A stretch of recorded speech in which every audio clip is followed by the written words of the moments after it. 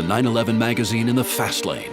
Race car driver Mark Webber takes the 911 Turbo GT1 for a spin and tells how turbo technology moved from racing to production cars. Plus, an overview of the 911 Turbo generations and the top athlete among the SUVs, the new Cayenne Turbo GT.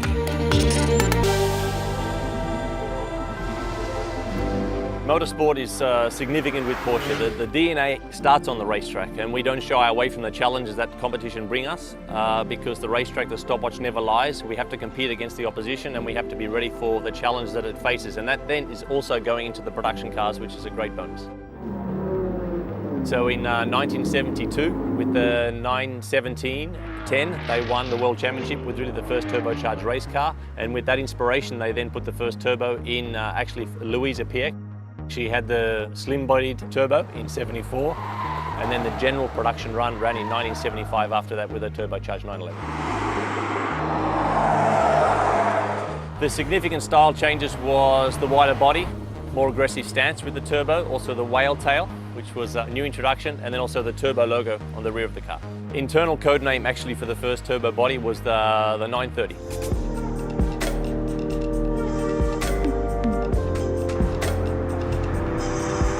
My favorite is the 997 GT2 RS. I have one.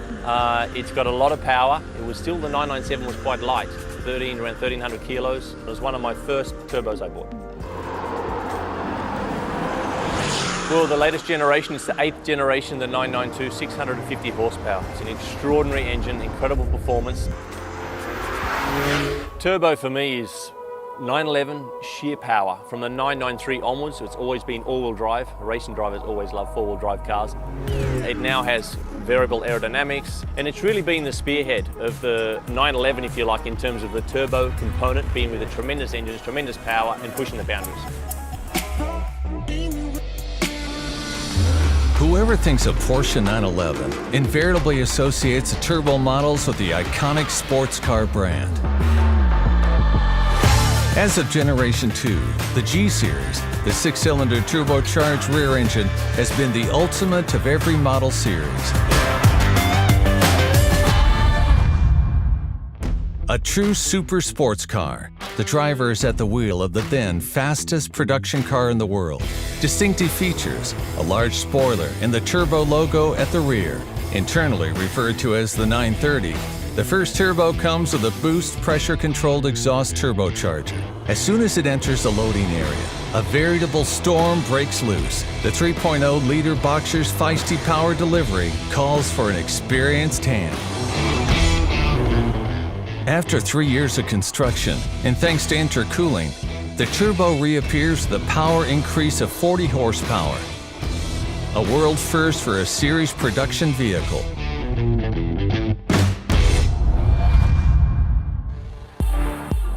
More technology, more comfort.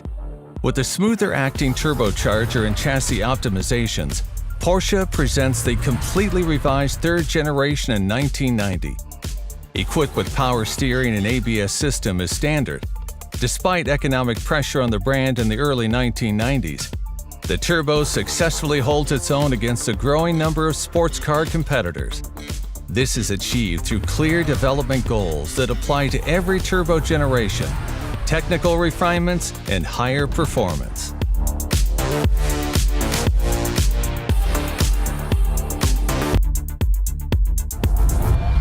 Last of an era, the air-cooled Porsche 911 Turbo Type 993 is today a popular collector's item. Flashback from 1995, the twin-turbo power unit passes the magic 400 horsepower threshold. Simultaneously, the Boxer is considered the lowest emission series production engine in the world. In order to transfer this power to the road, for the first time ever, the top-of-the-range engine is equipped with all-wheel drive, a concept that continues to characterize the 911 Turbo to this day. The new model with the 996, Porsche changes everything. In a break with decades of air-cooled history, the six-cylinder Boxer engine is now water-cooled. The change is well justified. The turbo, with 420 horsepower from 3.6 liters of displacement, is launched in 2001. This model generation is based on a completely new technical platform. For the first time, the customer can choose either a 6-speed manual gearbox or a 5-speed Tiptronic automatic. In addition, an entirely new ceramic brake system sets new standards in safety. Evolution rather than revolution, the 997 Turbo is launched in 2006. Thanks to variable turbine geometry, VTG for short, turbo lag is reduced, a significant difference from the rough predecessor of the first generation. As of 2010, the 7-speed PDK replaces Tiptronic and features a differential lock on the rear axle for even better traction. New technologies. The 991 brings with it only the third complete platform change in the history of the 911. Active aerodynamics appear for the first time. The rear spoiler is optimally positioned, depending on both the speed and driving dynamics program. Another technical highlight is the rear axle's active steering. These technical developments always serve one purpose: maximum agility on the road. The 2020 world premiere of the 8th generation is presented online, a first in the long history of the Turbo. And once again, the engineers succeeded in raising driving dynamics to a new level. Piezo injectors are used in an entirely new generation of engines. They improve response, performance, and emissions.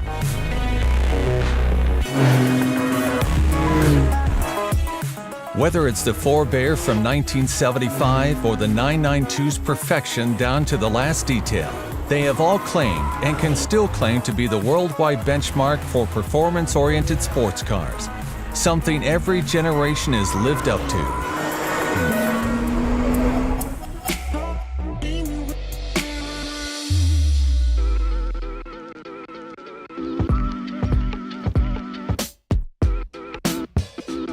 Die erste Generation des Cayenne, die Entwicklung startete ja bereits Ende der 90er Jahre und der Anspruch war damals natürlich auch schon, das sportlichste Angebot zu bieten. Beim Cayenne wollte man dann 3 Dinge: eine breite Spreizung zwischen Alltagstauglichkeit, Langstrecken-Reisekomfort und einer Offroad-Performance. Und neben dem Basis, dem S und dem Turbo war der Turbo S das leistungsstärkste und performanteste Derivat an der Stelle. In der zweiten Generation des Cayenne kam dann das sportliche Derivat GTS dazu, was den Fokus noch mal mehr auf Querdynamik legt. Und in der dritten Generation wurde neben dem bekannten, etablierten Vollheck-SUV das sportlichere Coupé gebracht. Und auf dem Turbo-Coupé basiert ja unser Cayenne Turbo GT als höchste Evolutionsstufe.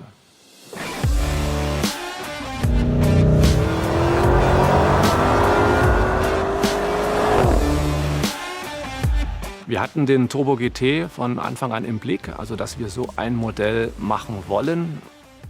Beim Turbo GT kann ich mich erinnern, in einer frühen Phase des Projektes haben wir ein bestehendes Fahrzeug hergenommen und haben da mal das neue Aggregat mit 640 PS und 850 Newtonmeter eingebaut. Unsere Vorstände sind das Fahrzeug dann gefahren und waren begeistert. Dann haben wir auch ein positives Feedback gekriegt und so ist das Projekt dann gestartet worden. Wir haben ja beim Turbo GT alle fahrwerksrelevanten Systeme, Regelsysteme angefasst. Also auch beginnend beim Aggregat. Da wurde Kurbelwelle, Pleuel, die Injektoren, die Turbolader, da wurde alles angefasst. Dann auf der Fahrwerksseite die Dreikammer-Luftfederung, die wurde noch mal härter ausgelegt. Darüber hinaus haben wir an der Vorderachse die Felgen um 1 Zoll verbreitert, den Vorsturz um 0,45 Grad negativer gestellt. Diese ganzen Komponenten zusammen in einem Setup auf den Punkt hinzubekommen, das war auch die besondere Herausforderung bei dem Projekt.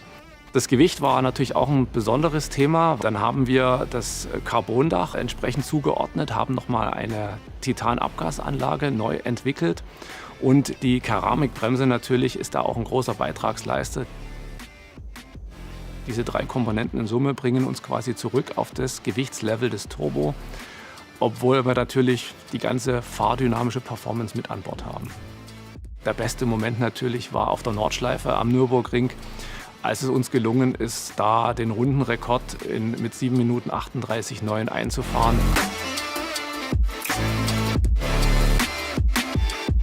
Ich denke, wenn man die beiden Fahrzeuge, also erste Generation Turbo S und unser aktueller Turbo GT, wenn man die sich so anschaut, dann sieht man schon die Evolution. Da liegen irgendwo 15 Jahre dazwischen. Aber dennoch finde ich, das ist schön. Wir wissen, wo wir herkommen. Das sieht man dem Fahrzeug an.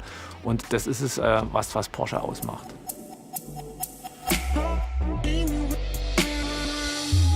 Well, we can also find the turbo in the GT1, which is an extraordinary car. Obviously, the street version was only 21 built. Very, very rare piece of Porsche history, if you like. It was a 1-2 victory in Le Mans with the 98 Le Mans car, so it has great success. It was a bi-turbo, a lot of power again, 544 horsepower. And that engine had great success and incredibly reliable.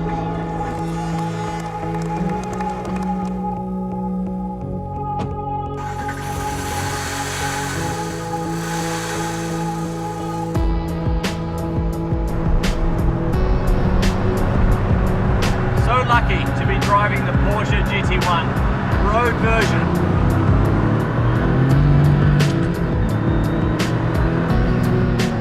What a cracking machine. Feel that turbo engine. Phenomenal power, phenomenal usability across the range.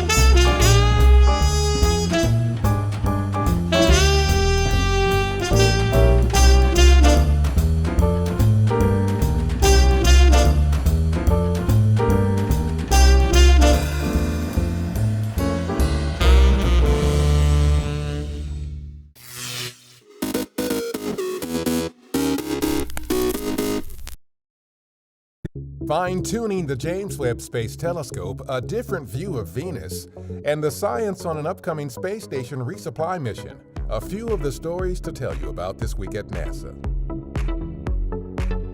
The James Webb Space Telescope team is nearing completion of the first phase of the months-long process of aligning the observatory's primary mirror using the Near-Infrared Camera or NIRCam instrument. As planned, NIRCam has detected the first photons of starlight that traveled through the observatory and has identified starlight from the same star in each of Webb's 18 primary mirror segments. The result is this mosaic image released on February 11th that appears to be random dots of starlight, but is actually light from the same star reflected by Webb's unaligned mirror segments. This simple image of blurry starlight now becomes the foundation to align and focus the telescope so that it can deliver unprecedented views of the universe this summer. During recent flybys of Venus, our Parker Solar Probe captured its first visible light images of the Venusian surface taken from space. Some of the images, captured in wavelengths of the visible spectrum that human eyes can see, were used to create a video of the planet's entire night side. In the video, light and dark surface features can be seen, as well as glowing features in the planet's atmosphere. These images can help us learn more about the evolution of Venus, which has been referred to as Earth's twin. Our commercial partner Northrop Grumman is targeting February 19th for the launch of its next resupply mission to the International Space Station from our Wallops Flight Facility in Virginia. More than 8,200 pounds of cargo will launch aboard the company's Cygnus cargo spacecraft. The science being delivered on the mission includes a study to evaluate the effects of a drug on breast and prostate cancer cells, an investigation that could potentially lead to products to protect aging skin, and a system to test techniques for hydroponic and aeroponic plant growth. This is the company's 17th resupply mission to the station for NASA. NASA's Investigation of Microphysics and Precipitation for Atlantic Coast Threatening Storms, or IMPACTS mission, is a multi-year airborne science campaign tracking snowstorms across the Midwest and eastern U.S. Data collected by a suite of instruments on a pair of NASA aircraft helps researchers determine how snowstorms develop, how much snow a storm will bring, and where the bulk of it will fall. The current campaign is the second deployment of IMPACTS and is scheduled to wrap up at the end of the month. Engineers at our Stennis Space Center conducted the second RS-25 engine hot fire test of 2022 on February 8th. 4 RS-25s will help power our Space Launch System rocket on future Artemis deep space missions, including this year's uncrewed Artemis 1 mission around the Moon. This was the third overall test in the current test series, which began in mid-December. Each test provides valuable data that can be used to help develop the engines. That's what's up this week at NASA. For more on these and other stories, follow us on the web at nasa.gov/twan.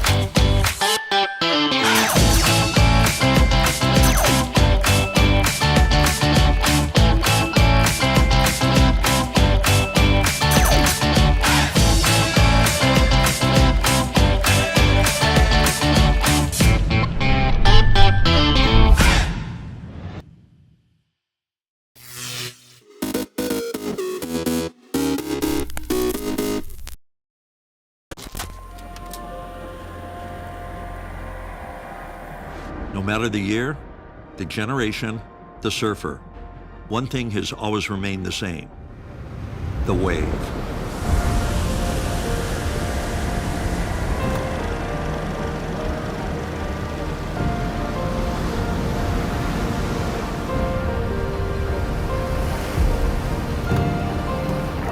It's our love and respect of this one special place that remains constant across the decades. Let's raise our glasses in eternal thanks for the ones who have come before us, for those who have paved the way.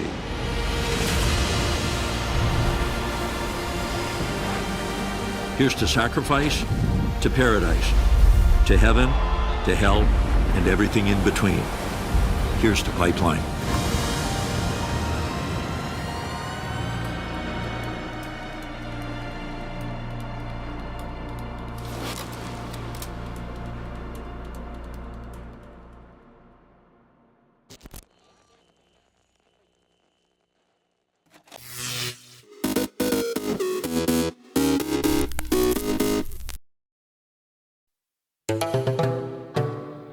New Bethesda is like the spiritual home of free thinkers.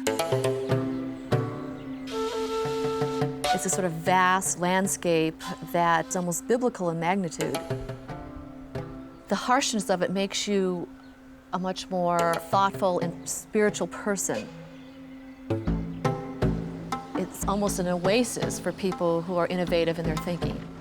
Because to survive on such a land means you have to be stronger. You have to look for answers in non-traditional ways. This seems to be a place that is a magnet for people who want to express themselves and makes it a visually interesting place to be as a photographer. To my friends in America, if they wanted to find an area that was quirky, warm, creative, and in the middle of a fantastic land, I would say come to New Bethesda, because that's where they would find it all together in one small, wonderful place.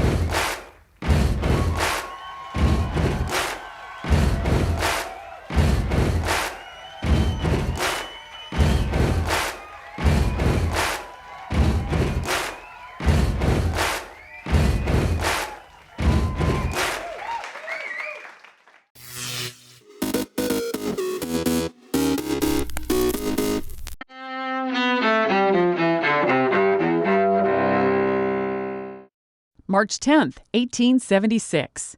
In Boston, Alexander Graham Bell successfully tests his invention, the telephone. Bell's assistant hears him say through the device, "Mr. Watson, come here. I want to see you." 1969. In Memphis, Tennessee, James Earl Ray pleads guilty to assassinating civil rights leader Martin Luther King Jr. Ray later recants his plea, insisting he's innocent and alleging a conspiracy until he dies behind bars decades later. Put me on a witness stand and find out really what took place. 1985. Konstantin Chernenko, leader of the Soviet Union for just 13 months, dies in Moscow at age 73. Mikhail Gorbachev succeeds Chernenko in the Kremlin. 1980. Dr. Herman Tarnauer, author of the Scarsdale Diet, is shot to death at his home in Purchase, New York. Tarnauer's former lover, Jean Harris, is convicted of murder. She serves nearly a dozen years behind bars. And 1965.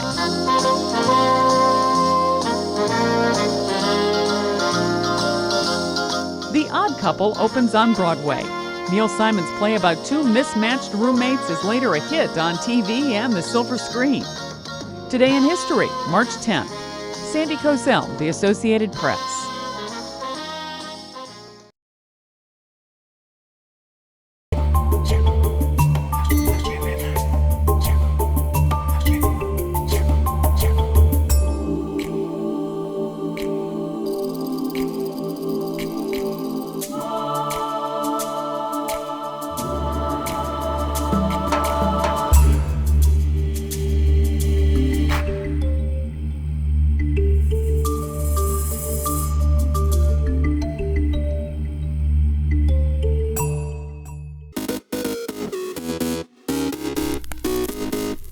Welcome back in our studio, and in today's news,